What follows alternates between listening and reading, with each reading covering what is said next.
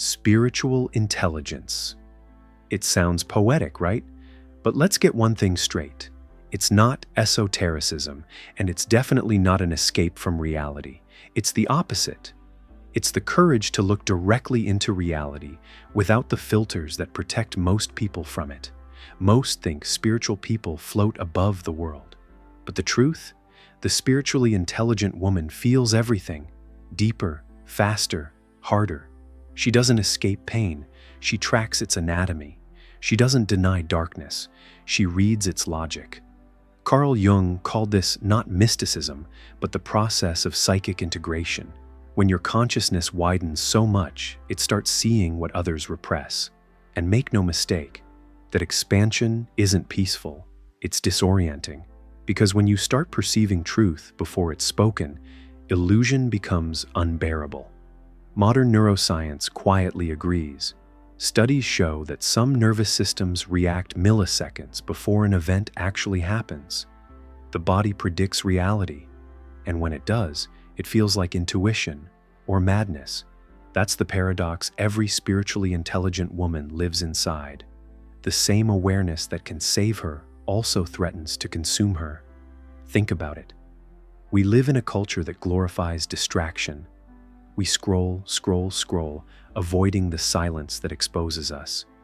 So when a woman refuses that numbness, when she stays awake, the world doesn't call her brave, it calls her too much, too intense, too complicated. But Jung knew what he was seeing. He wrote that the spiritually intelligent woman walks the border between the conscious and the mythic, carrying both science and soul in her bloodstream. And that border is a battlefield, because when you perceive more, you suffer more. But that suffering refines you.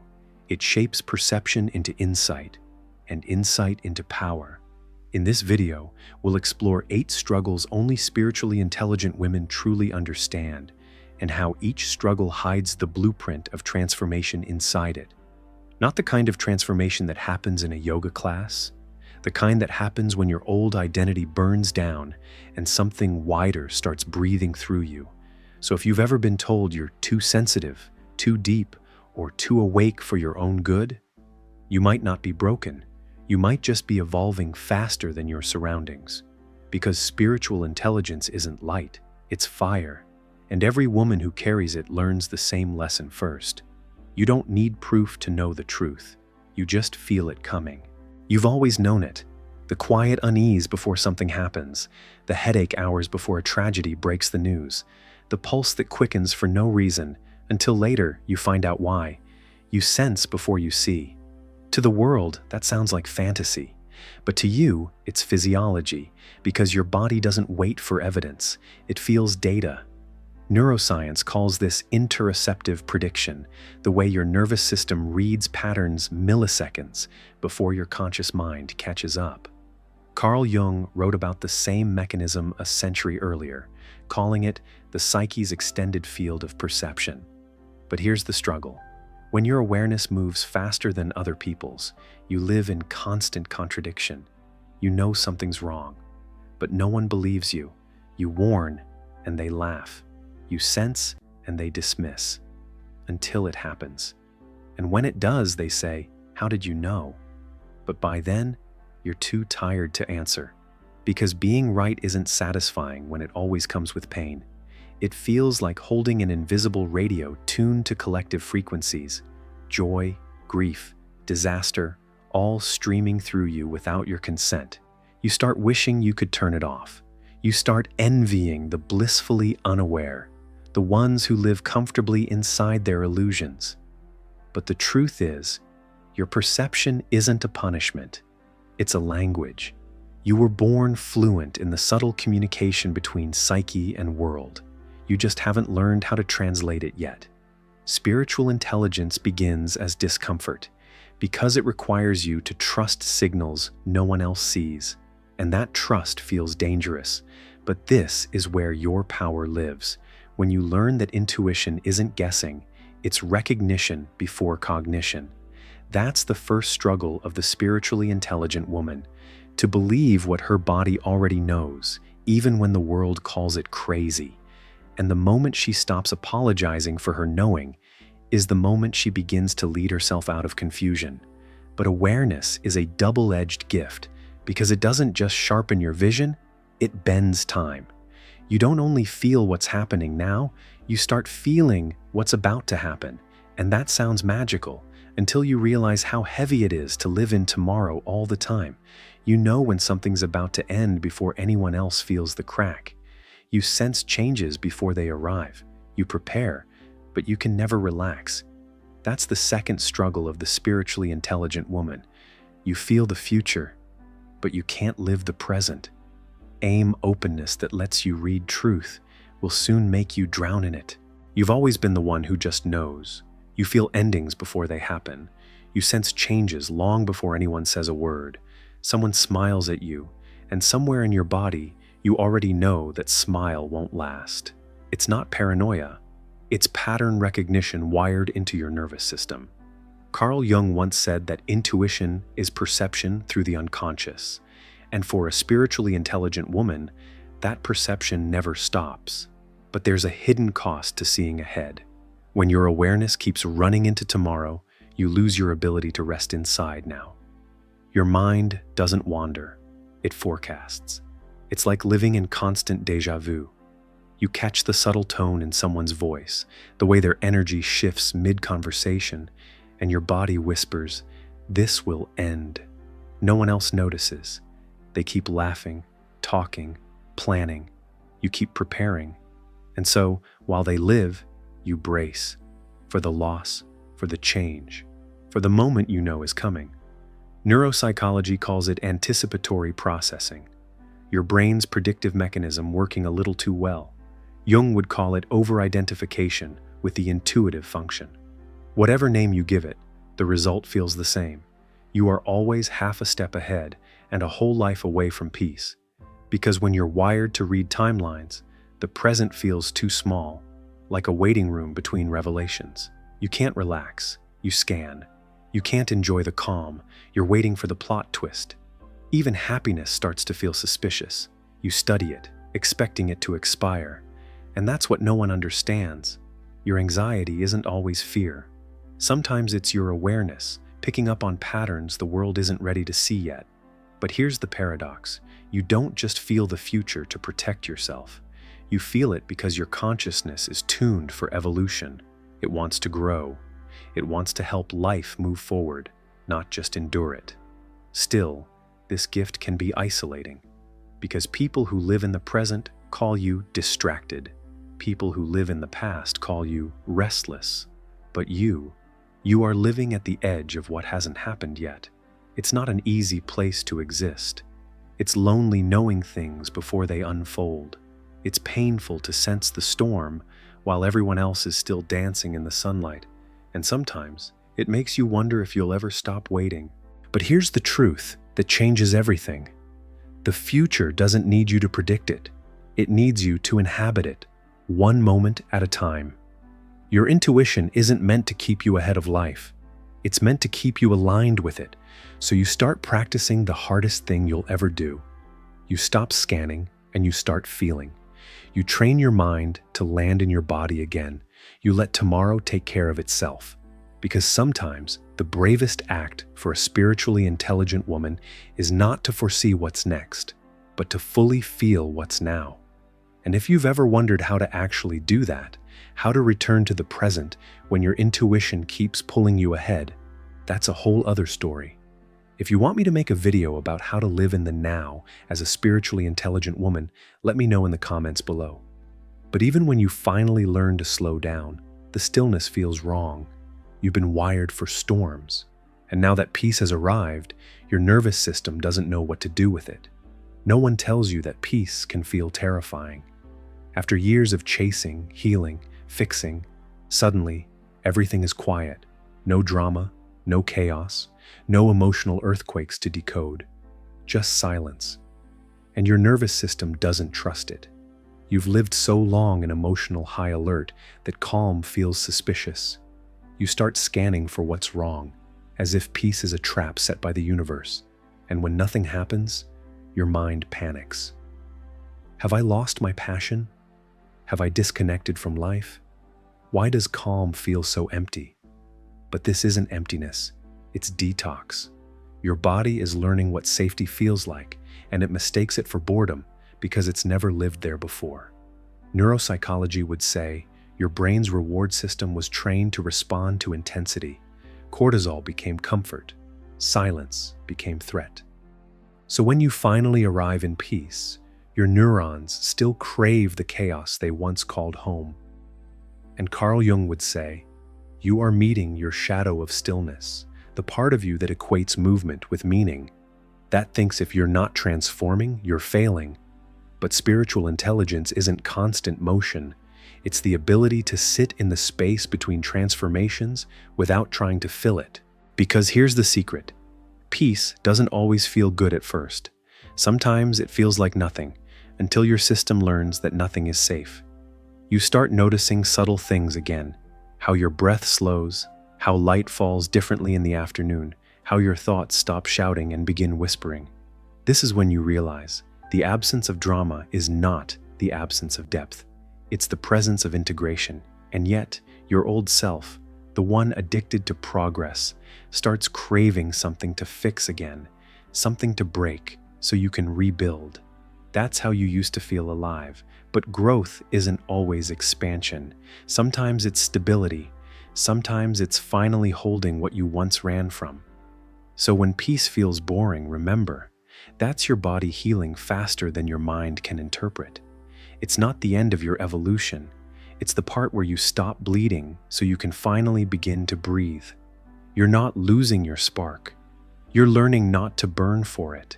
And that's a lesson only the spiritually intelligent ever reach, to realize that silence isn't absence, it's arrival. But even silence has limits. When you ignore your inner voice for too long, it starts to find new ways to speak through your body, your fatigue, your pain. That's where the next struggle begins. You can silence your thoughts, you can silence your words, but you can't silence your body. Because the body doesn't lie, it keeps every secret the mind refuses to hold. You tell yourself you're fine, but your shoulders tighten like they don't believe you. You say you've let go, but your jaw still clenches each time his name appears. You swear you've moved on, but your chest aches when the same pattern repeats again. Carl Jung said that the body is the shadow made visible. And it's true. When your unconscious can't reach you through dreams, it starts speaking through symptoms. Freud believed that what isn't expressed gets converted. Emotion turns into tension, truth turns into fatigue, grief turns into weight you can't explain. This is not mysticism. It's the oldest language of the psyche, the one spoken through flesh. Your body remembers everything your mind tried to rationalize. The tears you never cried become tightness in your throat. The rage you've moralized into patience settles in your back. The fear you've spiritualized into acceptance hums quietly in your gut. And the more spiritually intelligent you are, the more skilled you become at understanding your pain instead of feeling it. That's the trap. You transcend too early, and the body stays behind, still waiting to exhale what the soul already forgave.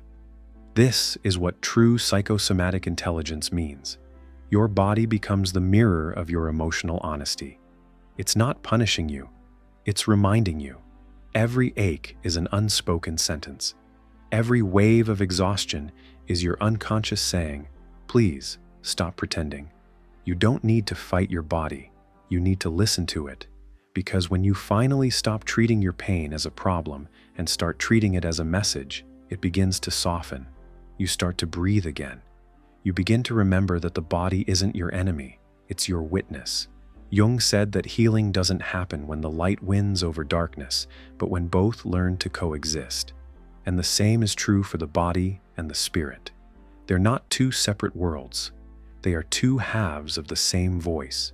So when the pain returns, don't rush to fix it. Ask it, what truth have I buried this time? Because every spiritually intelligent woman eventually learns your body doesn't break you down to punish you, it breaks you open to set you free. But even after the body begins to speak, you still can't unlearn what made you carry so much in the first place, your instinct to heal everyone. And that's where compassion becomes a burden, when you mistake empathy for duty. You always know when someone's in pain. Even when they say, "I'm fine," you feel the tremor in their voice. The moment someone breaks, your instincts move before your mind does. You reach out, you hold, you fix, you absorb. Because your empathy isn't learned, it's wired. You don't just understand emotions, you inhabit them. Carl Jung once said that every healer must confront the wound that made her want to heal.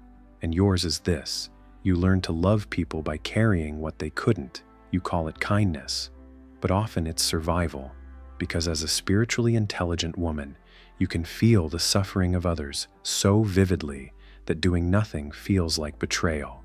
So you keep saving, even when no one asked you to. You translate everyone's silence. You explain away their cruelty because you see their trauma. You stay because you understand. You give because you get it. But understanding pain doesn't make it yours to repair. And that's the part no one taught you. That empathy has to end where self-erasure begins. You see, compassion is sacred, but responsibility is a choice. And the moment you confuse the two, you start carrying what was never meant to be yours. You start mothering grown souls. You start translating the emotions of people who've never even tried to understand yours. You turn empathy into atonement. And then, one day, you wake up exhausted.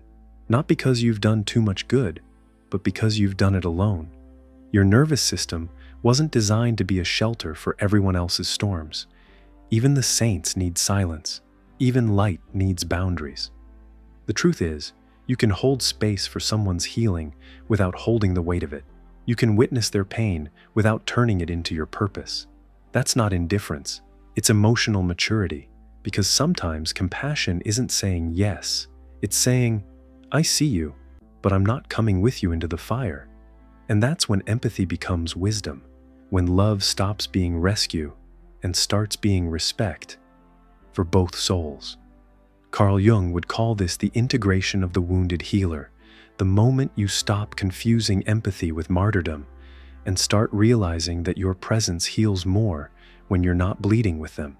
You are not here to be the medicine for every wound. You are here to remember that your light is a guide, not a sacrifice. And when you finally let others carry their own weight, you'll feel something miraculous. The return of your own energy. The quiet pulse of life that was always meant for you. That isn't selfishness. That's self-respect dressed as grace. But once you start setting boundaries, once you stop rescuing and start resting, something strange happens. You begin to outgrow the version of yourself that everyone else still thinks you are. And that's where the next struggle begins. One day, you wake up and realize you no longer fit into the life you built. The clothes still fit. The job title still sounds right. The people still love you. But something inside you quietly whispers, "This isn't me anymore." It's not rebellion. It's evolution. Your consciousness has expanded beyond the costume you once called self. And the strange part is, you didn't even try to change. You just kept telling the truth. You kept healing. You kept choosing peace over performance. And little by little, your old life stopped recognizing you. Carl Jung wrote that the process of becoming oneself, what he called individuation, feels like dying to every identity that isn't real. And that's exactly what it is. 1,000 quiet funerals for versions of you that other people still miss. You'll notice it when people say, "You've changed." They'll say it like an accusation, as if staying the same were the goal. But you know better. You've seen what happens when the soul stays small just to keep belonging. It gets sick. It gets silent. It starts whispering through fatigue and restlessness, "Please grow." So you do. And it costs you everything familiar. Because outgrowing isn't glamorous. It's grief wearing enlightenment's face. You lose connections, not because you stopped caring, but because you can no longer pretend. And yet, there's freedom in that loss. You begin to understand that identity was never meant to be permanent. It's just scaffolding for the next becoming. But still, there's loneliness in being unrecognized. People fall in love with your past versions and mourn them when you leave. They keep talking to echoes of who you were, not realizing you've already stepped into a new dimension of yourself. It's strange, isn't it? You can love them deeply and still know you can't go back. And this is the paradox of spiritual intelligence. You expand faster than others can update their image of you. Your growth threatens their comfort because your evolution reminds them of their stagnation. But you're not here to be consistent, you're here to be true. So you start shedding identities like old skin, the caretaker, the achiever, the calm one, the strong one. Every mask falls, not with drama, but with grace. And underneath all that performance, you find something startlingly simple. You were never becoming someone new. You were returning to the one you've always been. Jung called this the path toward wholeness, not self-improvement, but self-remembrance. And that's what every spiritually intelligent woman eventually learns. Transformation isn't about adding more light. It's about letting the false glow fade, so your real light can be seen clearly. But when you start existing as your true self, not the version shaped by approval or fear, you begin craving something sacred, solitude, not as escape, but as homecoming. You start longing for silence, not peace, silence, the kind that feels alive, like the world holding its breath with you. You need distance from noise, from people, from every version of you that still performs. But when you finally step into the quiet, something unexpected happens. It doesn't comfort you. It echoes. At first, solitude feels like freedom. Then it starts feeling like exposure. Because when the world goes silent, you can hear everything you've been avoiding. The grief beneath your strength, the ache beneath your wisdom. You realize how much of your connection was actually distraction, and how terrifying it is to be seen only by yourself. Carl Jung called this the descent into the underworld, the point where the soul retreats not to escape, but to remember its shape without the noise of others. And that's what solitude really is. It's not isolation, it's purification. You don't disappear inside it. You dissolve what isn't you.